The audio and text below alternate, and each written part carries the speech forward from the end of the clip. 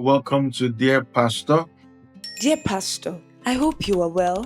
My name is Emanuela. I'm 24 years old and single. To be very honest, I've been praying to God for marital settlement on or before the end of this year 2025. I made this decision early in January because I don't want to marry late, thinking age was still on my side. I was in a relationship that I personally knew was not from God, but it was very difficult for me to leave. I went to God in prayer to deliver me and end the relationship. Sir, there is a guy who attends the church I do, who has appeared in my dreams 3 times. I believe is my divine partner, but in reality, we don't really talk, and he's the last person I would have expected. How do I know if these dreams are from God? And if he's truly my partner? Also, since my journey in Christ, I've noticed the enemy keeps tormenting me with lust. To be honest, I fell into it, but I went to God to deliver me from watching pornography, and He did. God has really been helping me since then. Thank you so much, sir. Emanuela, God bless you. I'm so glad to hear from you. And I'm so happy to also witness your growth through your question. Thank you for jumping out of that relationship that you know is not heading anywhere, that is not right for you, that is not healthy for you. And also thank you for overcoming the spirit of lust. You mentioned that you stopped watching pornography and you have to keep it up, so that what you've stopped will not come back to you. I would like to encourage you. Don't be sad. Let me just give you some things that you can do to help your revelation and as well help yourself. So if you are having a revelation about somebody that is not your friend, that is not your space, and maybe you're having dreams that the person you got married to the person, I want to first of all find out. Hope the dream is quite explanatory. Hope you are sure that the dream is leading you in the area of marriage, because there can be dreams that you are considering to be, let me say, marital dreams, and they are just more of directional dreams. And also there are dreams that can come as a result if the person is your crush. Some people have never spoken to the person before, but they just have crush on the person, and because it's what you think about, it's what you having your imagination, in your thoughts, it becomes a reality in your dream. But if all those ones are out of it, if it's that you are seeing the person, thank God you worship in the same place. Thank God you are having a relation about someone that is under the same spiritual covering with you. What I will advise, I'm going to advise you as a brother and as a pastor. I won't advise you to go straight and meet the person, because sometimes it might sound off. It might sound very, if it doesn't go the right way, you won't feel happy with yourself. When you see the person, you might have to be avoiding the person. When you see the person talking to someone and you are passing by, you might start thinking, oh, he's telling somebody that I spoke to him. But one of the ways you can go about it, since you're in the same church, is to speak to people who are like leaders over you. Tell them your dreams. Tell them what you are having, the dreams you are having about the person.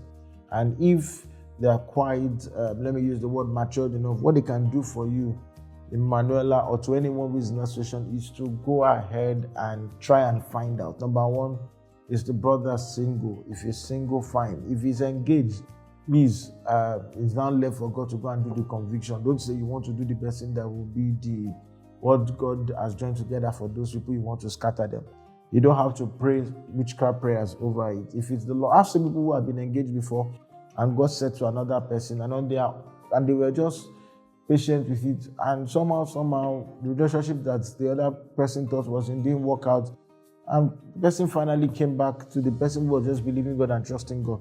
So if you speak to them, they will help you find out, and they also find out, oh, this brother is interested in you. If he's interested in you, that makes it easy.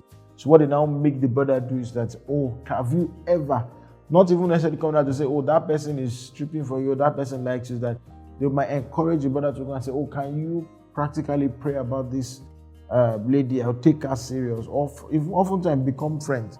And from there, if it's the Lord's will, He will establish His counsel over you. And again, if the brother says, oh, no, I don't like the person, or they come out and tell you outright no, that does not mean that you should stop believing your revelations. That doesn't mean that you should stop. I have seen people that they were not even talking together. They were even worst of enemies. Yes, and they are Christians. they always at loggerhead in the house of God, and at the long run, after a while, they still came together. Sometimes even in general world and relationship, we discover that those people that fight the most, they end up marrying each other. Those people who are fighting, who are antagonizing each other, it's because there's something there that both of them cannot lay hold on to, so they cannot touch. So for me to let you know that just keep praying, keep waiting on God, keep believing, and keep trusting God. And if it's God's will, I tell you that the person will come to you. And like I said, you don't do anything so that will want to make you look as if you want to help God to make relationship work. If you try to help God and if it does not work, I tell you that what will end it, you won't like it. So if you have spoken to somebody who is like a leader over the two of you, that is why we always encourage people to please make sure that you are invested in your local assembly. You are young. I can see that you are, from what you stated, you are 24 years. And I want you to know that you are 24. Don't put yourself under any pressure. Don't disturb yourself. Listen to me. Marriage is to be enjoyed and not to be endured. And one thing is that if you get married because of time and perhaps you marry wrongly, you will discover that it will be a time of what I call pain, and all what you do is to endure. But if you wait for the right time, enjoy your singlehood, fervent in spirit, serving the Lord, make sure that you invest your time. I tell a lot of single brothers, single ladies that this is the time you can grow. This is the time you can work on yourself. This is the time you can serve God. This is the time you can make plans. Once you get married, your time is no more your time.